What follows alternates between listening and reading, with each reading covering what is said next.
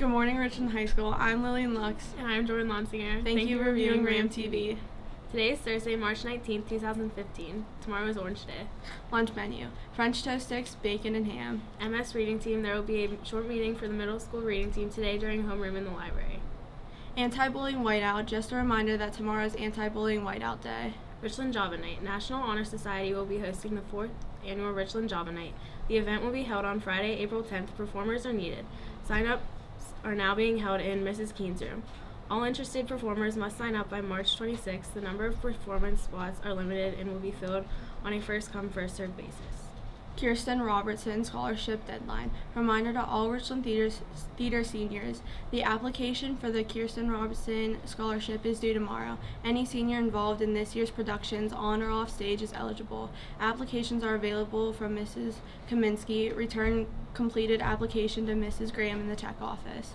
National Guard lunchtime. Visit representatives from the National Guard will be in the cafeteria during period 5 lunch today. College visits. A representative from West Point Academy will be visiting Richland on Tuesday, March 24th.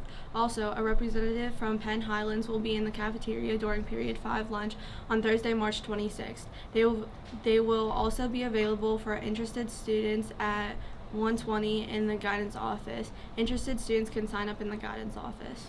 Educational Community Services. Students and parents, the Learning Lamp offers a variety of educationally based services for students.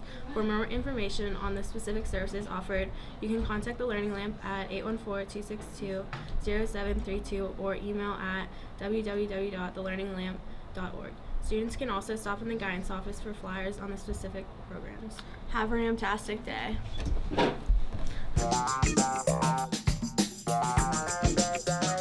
Good morning, Ram Nation. I'm Noah Glacky, RamTV Chief Meteorologist. The high temperature for today is 46 degrees and the low is 20. It's another beautiful day out here in Ram Nation. The issue is snow is coming tomorrow, which is going to be unfortunate. But enjoy the day. Have a great day, Richland. Go Rams.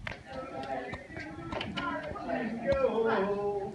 And if I had to beg and plead, oh, hey guys, what's happening? What's going on? Hi, Mr. Johnson. What are you doing? I was practicing for the talent show. I don't know if you.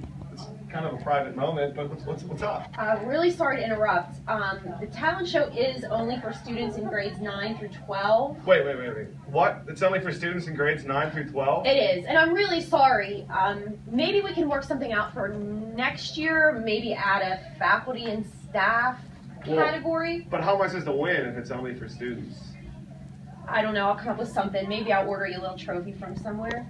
All right, well then I want to see some students with some big acts coming out there. Grades 9 through 12. Let's see it.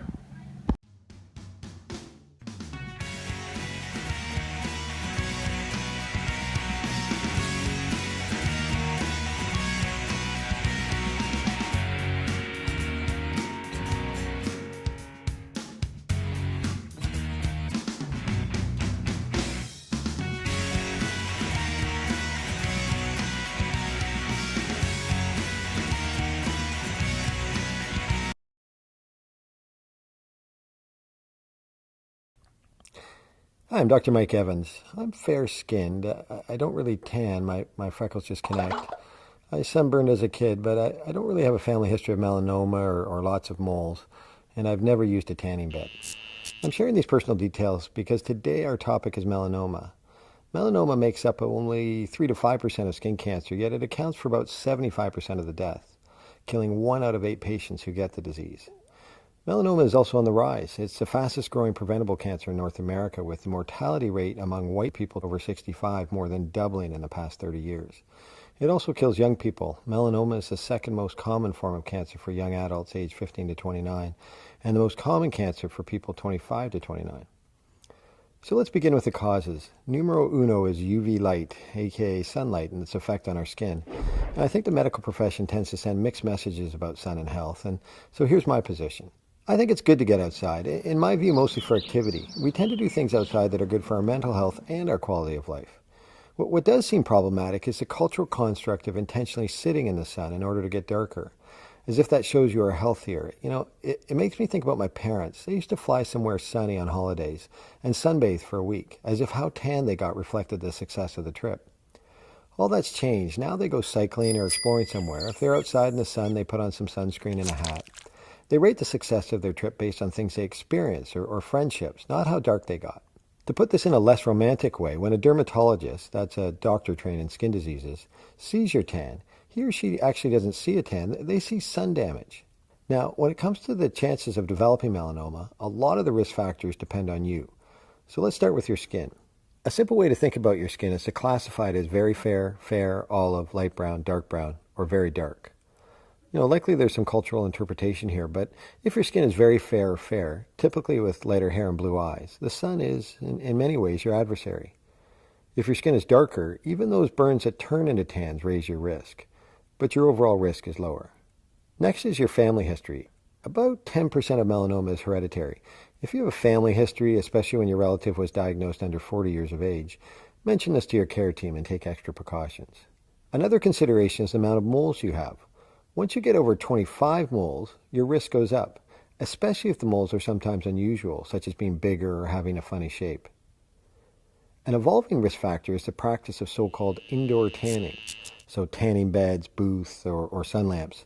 A recent meta-analysis in the British Medical Journal calculated that just one indoor tanning session increases your chance of developing melanoma by 20%, and each additional session during that same year boosts the risk almost another 2%. I must say, reviewing the data on this, I hadn't realized how common indoor tanning is. According to the U.S. surveillance data from the CDC, up to 1/3 of high school girls are doing this. I'm not sure where celebrities stand on this, but the World Health Organization is pretty clear, as they classify tanning beds as a Group 1 carcinogen alongside tobacco and asbestos. The next step is to understand what a melanoma looks like. Research tells us that most melanoma is actually diagnosed by patients and their partners, not their doctors. Yeah, baby. And in medicine, we use a mnemonic called ABCDE to score moles. It's definitely not perfect, and as with other screening strategies, we see the trade-off of false alarms and unnecessary biopsies versus the possibility of finding disease earlier when we have more options. A stands for asymmetry. As you can see in this visual, this is normal, this is asymmetrical. B stands for border, what we call a variegated border. So think the coast of Great Britain. C stands for more than one color.